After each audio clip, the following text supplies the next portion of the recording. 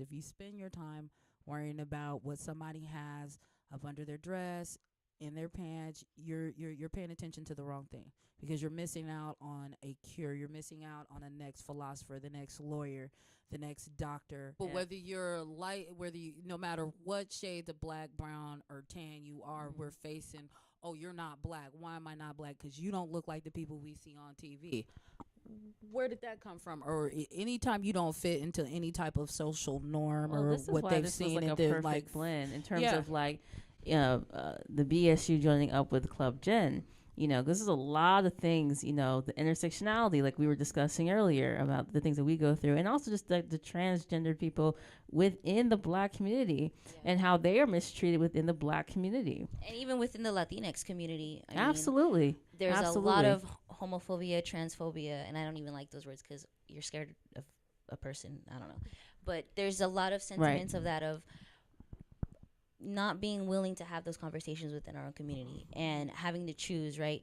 Do I choose to be Latinx first? Do I choose to be, you know, transgender, gender nonconforming first? But you don't have to choose. You have to be intersectional. You have to look at all the ways that structural oppression You're affect all you. these things. Yeah, you're all these things. You can't. Right. I can't like stop being one thing for 10 minutes. You know, this is who I am. Right. This is my identity. Yeah, if only this washed off. Wait, can't even say that with a straight face. Sorry. I wouldn't trade my skin color for nothing in the world. No. I wouldn't. Love who you are. That's You the have whole to. point. Loving who you are and getting other people to accept you. Maybe not love you, but accept you and not try to, you know, deter you from doing what you want to do. I think that's where allies come up, right? Like like I'm cisgender, so I identify with the gender that I was assigned at birth. So I don't have, you know, issues with my identity. You know, I'm not dysphoric about it. I very much am okay. You know, I'm not. This isn't necessarily normal. I would never say that this is normal, right? But this is, I guess, what people would say a typical experience. Just, you know, I fit within this gender world, you know, in terms of category. But so in terms of how to be a proper ally, right? Especially if I'm not a part of the community, right? It's about knowing my place in terms of how to support and actually be an active ally versus taking up space or doing something thinking more of your interests than the person that you're trying to help, right? So I've, you know, had to, you know, be an ally for D in some situations with the runner, talking about that. And, you know, I correct people, pronouns and stuff like that, but also you have to be careful on how they want to go about it. So I ask you know, questions all the time, being like, hey, in certain environments, do you want me to correct people? Do you want me to, you know, wait to talk to you about it? You know, what would make you feel comfortable in certain situations? Would you rather this or that? I think just, you know, being an ally is being outspoken and things like that and offering support, but on their terms. And Okay, based so on their experience. so that's interesting because my first thought about ally, just like coming from like a black perspective, I'm like, you better jump in, you better get your people, you know, like you better help Get me your out. folks. Get your folks. Help me out. But, you know, that's also a good point because that could cause way more harm in the situation than, you know, you were actually trying to do. You were trying to help, but it can cause more problems. Because you have to remember that somebody might not be out in certain situations. So, like, I'm very Ah, out good on point, campus, good point. right? In my personal life, I'm not as open and as out, working on it. But basically, Well, you know, I hope yeah. I hope when you sign the release This form. is like my big announcement, I guess you could say. Because I'm but like, you do know this is yeah. recording, right? Thank You you, do know every- this is on video, correct? Thank you, Like- everyone, for coming to my coming out party. Okay, Um, hey, listen, there's pizza. Yeah, there is. They pizza come party. It is a and party. But I do want to say it's been. I think that's what's made me most comfortable in being myself is that, you know, I get asked all the time, "Hey, Yeah. you know, do you want me to do this? How do you want me to do this? When can I step up?" And I think taking the time to ask and taking the time to find out how the person feels is the true meaning of being an ally. You can't just do things Right. your way.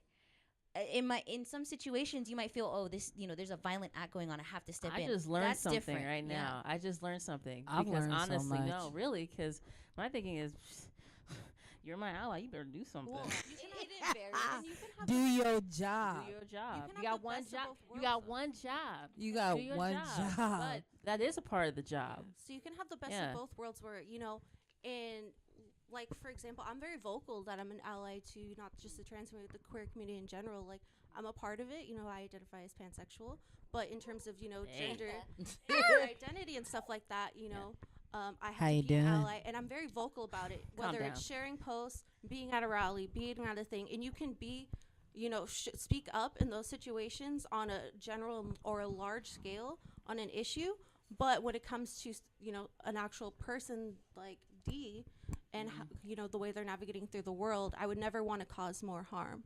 So it's just finding the Absolutely. balance on, Absolutely. you know, just what's appropriate and what time, what place. Yeah, Is a really big use your issue. judgment. Wonderful. Ask questions. You know what I mean? Yeah. Obviously, if I'm getting beat up, step in. Step in. You don't gotta Don't ask. ask me. Don't Yeah, ask should me. Should I tag in? Yeah, yeah. Like, you good? Yeah, you good or You should should I? Please. seem like you're okay. Stomp Yeah. a mud hole over there. Yeah, but in other situations like microaggressions, it is good to just know. Yeah. And even just having that conversation isn't just about, you know, being able to step in. Yeah. It's also about understanding the person. It's also about just knowing what they're comfortable with and being a good friend to that person. And just when you take the time to do those things, everything else starts to make much more sense. And it becomes easy, and it stops being like, oh, do I, you know, thinking about it, yes, no, yes, no. It just becomes natural, and you just kind of get in rhythm of things. And you're probably going to help that person understand their own boundaries and identity. Like, I know that I've asked D certain questions, you know, and D would be like, I never thought about that. Yeah. Like, because, you know, we're Latinx, so a lot of the, you know, when if we speak in Spanish, it's very masculine or feminine, right? With the O and the A at the end, things like that. So I've asked D, like, what would you prefer if I, you know, referred to you in Spanish? And just D was like, I never thought about that. And then just questions like that, where it's things you don't think about, but, you know, just you asking to a question that respects their boundaries, comfort, identity, expression, things like that, can even help them. Yeah. Just, you know, indirectly. So, since you brought it up, and I never even considered that in a different language, because you're right, it's feminine and masculine.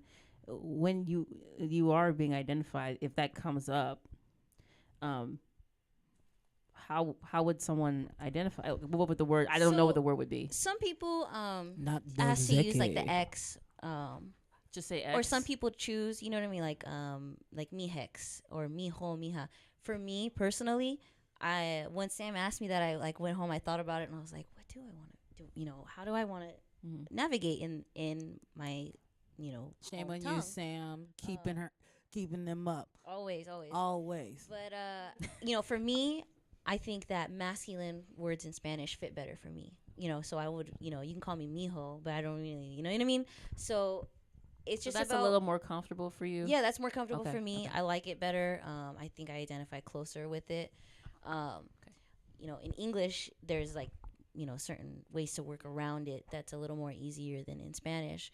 So it's just about, you know, it's going to change on an individual basis with each person. So just asking those questions, you know, helps you, but also, like, you know, Sam said, it really helped me. And I think that started making me think, you know, how do I want to navigate in this world? I used to use she and they pronouns, and Sam asked, you know, do you feel more comfortable with one or the other? You know, how do you want me to address you?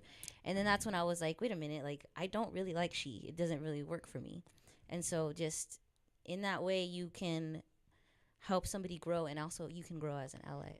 I don't care what you call me. Just don't call me late for breakfast, lunch, or dinner. And that's the real. We're talking about some serious stuff. But the reason why I say this is because I've had my professors argue with me. So what do you prefer, Alex, Alexandria, Alex, or Alex? I say either or. I'm gonna answer both because they are both my name. And I say, okay, Alexandria, you know. And then he was like, no, really, what do you prefer called? I said, do you have a problem with what my mother named me? I want to know. So the problem is because they visually they are confused. They want is that the situation? visually. It's like you're asking me, am I okay? And I'm shaking my head, yes, but I'm saying no. Like this, are you okay? No. No, I'm not. And okay, so it's confusing for people, is what you're getting at. It very much so is, because I don't have those problems unless I'm going maybe to the restroom, and that's maybe if I've never really had a restroom issue, except when I Dirty accidentally except when I accidentally went into the men's room. I had to go real bad and I wasn't paying attention, no lie, and I just No walked lie, in. I've done that when I've been out in I public. always use the to men's room. club, If the line's too long, I'm like, because No, but no the matter first- where you go, no how far and wide you go, the women's restroom is always crowded. Right. I don't care where you go. But the, So you might as well be like, "Excuse me, sir, I gotta use the restroom." no, I was more like, why does the women's restroom smell like urine? And I had walked past the urinals and into a stall because I wasn't looking at the urinals. To be I fair. had to go pay. This would be such a great benefit if they had bathrooms that were bigger and they're for everybody.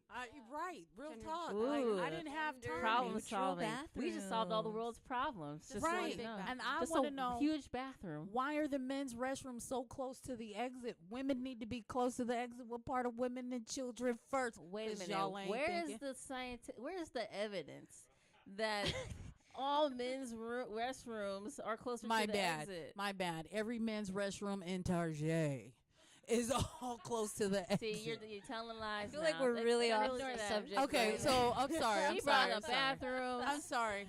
Yeah, and I Oy ran vey. with it. We I'm don't sorry. support corporate capitalism. We don't. We That's do a whole not. nother thing. That's a We do bad not. I thing. am But, not a hold on. capitalist. So. What we do support This though. is not a paid ad. This is No. not a paid ad, and I do not certify this message. Okay. But what I really want to do, get us back on track, I actually wanted to throw up a picture of the lives that were lost this year. And these are some of the trans lives that were lost this year. This is Really towards the actually... camera. This is actually... Sorry, there's several cameras going on. These are actually some of the trans deaths that we had this year. These are some of the ones. There are really too many. You can see a recurring theme on there. They're all Right. trans women of color. They're all trans women of color. Namely, mostly black trans women. Black, mostly black. There are some Latinos in here, and that's just because they're part of the black, brown, beige, and tan group. All those that are non-Caucasian are being assaulted. And like we said earlier, a lot of them are not finding out that what their true gender is until during autopsy. So basically, it's a killing spree on women of color in both communities. So, yeah. So let's start being more vigilant and respect human life, period. Respect human life regardless of what their race, what their beliefs, what their gender is. All life is supposed to be precious. If you spend your time worrying about what somebody has up under their dress, in their pants, you're paying attention to the wrong thing, because you're missing out on a cure. You're missing out on the next philosopher, the next lawyer, the next doctor, the next individual that can make this world a better place. Y'all are asking why this world is the way that it is. It's because we're allowing them to be murdered. I just want to touch on that in terms of like the historic meaning behind that, because I think that, you know, if you look at this, you're seeing that trans women of color, they're facing these issues harder than some other people in the community. But this has been a historic issue. For those of you that don't know, the LGBT movement, even though it's often called the gay rights movement, it was started by trans women of color who have been erased from that history because of things, you know, first of all, they're trans women of color.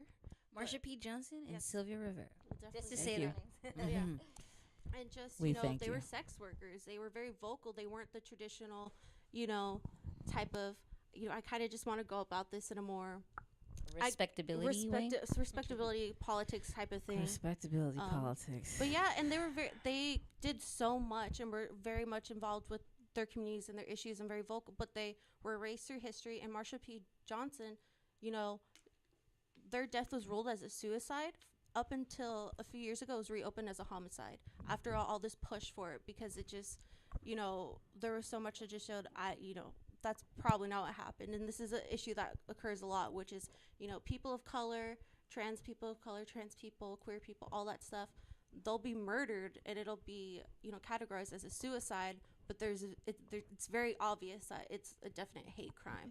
And it's just an issue in terms of, you know, not talking about it. and undermining like how far back this goes. Earlier, Right. you asked, who inspired us in the community, Yes. and definitely Marcia and Sylvia inspired me because of the fact that they were so unapologetically just themselves. They didn't hide the fact that they were sex workers. They didn't hide the fact that they were trans women. They were very proud and vocal about their lives. They were, you know, they didn't fit in this cookie cutter box of what the gay liberation movement was supposed to look like. And so they received a lot of pushback from it. Um, as a, gender non-binary person in Kern County, it can feel pretty lonely sometimes and feel like, there is no space for us. But so I just want to say that this is our home. We don't have to move from here. We don't have to change who we are to live here. Um, we should look at Marcia and Sylvia and see the way that they just existed. You don't have to be, you know, you're not expected to do anything other than just live your life. So, be proud of who you are, and take up space wherever you can, and in any way that you can where it's safe for you to do so. When the Trump memos came out, I was like, okay, we got to do something about it. Something needs to be done. I was looking all over Twitter, all over, online. Where's where are we gonna have a meeting? Where are we gonna have a rally? Where's the panel discussion? And here in Kern County, there was nothing that I found anyway that I could participate in. We as a club, we wanted to do something, but at the same time, it was like, we didn't have the resources. It was, kind of last minute. So for me, I just kind of did my own protest, and I walked around with a sign. I remember that day. Yeah, I walked around with a Yes. sign that said biological genitals do not equal gender identity. That's right. And I wore it for 7 days here on campus around Bakersfield. I wore it on the train up the San Joaquin Valley up to Sacramento. And it was just a small way for me to just say, hey, I'm here and I don't care what you think about me. That's brave, man. Yeah, and That's brave. and I didn't even think about it in that way. I just thought about it like I have to do something for myself. Right. And I didn't even think about the fact until, Kelly, Jay's sister, had mentioned in a post, that she shared the picture saying, these people are putting their lives on, their bodies on the line. And I kind of lost my train of thought, but You were saying that Kelly, Jay's sister, was saying that people are putting their bodies yeah. on the line. And we're putting our bodies on the line, not even just by having these signs and being involved in the community, but even just living your life. You're putting your body on the line when you're trans, Right. and gender nonconforming and queer and Black, Latinx. We all have a lot in common in our experience of marginalization. And until we Right. realize that, acknowledge that, and come together and talk about these things within our community, that's what white dominant society doesn't want to happen. Because once we do that, once we talk about these things, once we join forces, They have no power. they have no power. They have no power because they're dealing with More of us. dealing with the problem. So with that, I want to say this: equal rights fixes a lot of things, and this is something that the man has been trying to stop for a very long time. This is why we're now in 2018 still fighting the fights in the 60s and the 70s and in the 80s. We're back here fighting the same old fights just due to one word. Another thing that we're working on for Transgender Awareness Week is a newsletter. It was supposed to come out this morning, but technical difficulties. I don't know how to post a website, and person is taking 21 units and is overwhelmed. But no, I but understand. keep on the lookout tomorrow, because starting tomorrow, there's going to be a newsletter every day with different topics. Tomorrow we'll have two. The first will be on the start of the trans liberation movement, talking about the way that trans women were erased from the queer movement, and kind of where it's come now. Day 2 is the Black Trans Lives Matter movement and the issues of being Black and trans. Day 3 is undocumented trans issues. Day 4 is dedicated to remembering Jay. And then the following week, we'll have one on transgender health, where we're going to be giving y'all information on resources here in Kern County where you can access certain things that you might need. And then the final day will be on trans wellness. Each day has a bunch of content and pieces that we've put together, worked really hard on. We'll share some poetry by trans people, some music by trans people. So it's a way to get educated and to kind of scratch the surface of some things, but also a way to see how our community is thriving today and how to support our community today. Wonderful. Thank you so much, Delilah. Definitely appreciate you coming. I know you have to go take care of some things. But thank you so much for sharing your story and putting yourself out there, being brave enough to do that. That takes a amount of courage that, honestly, I don't know where people get it from. So thank you so much. Thank you so much for coming. Thank you for Thank having you to me. Club Jen for being here. And we're going to move on to the next segment. We're going to bring out a couple people. Thank you again for Yes. collabing. Thank you for Yes, coming yes. to me Thank during you. the preliminary. No, most Thank you for definitely. thank you for participating. The preliminary series that we did. You didn't come in and do anything, I was there. but I was you were out back there. there supporting. I was We out She there was eating sitting in pizza. Stephanie's seat. was eating snacks and things. You know, we got snacks, so please eat the snacks and all that. So thank you so much Yeah, again. thanks for having me. Yes.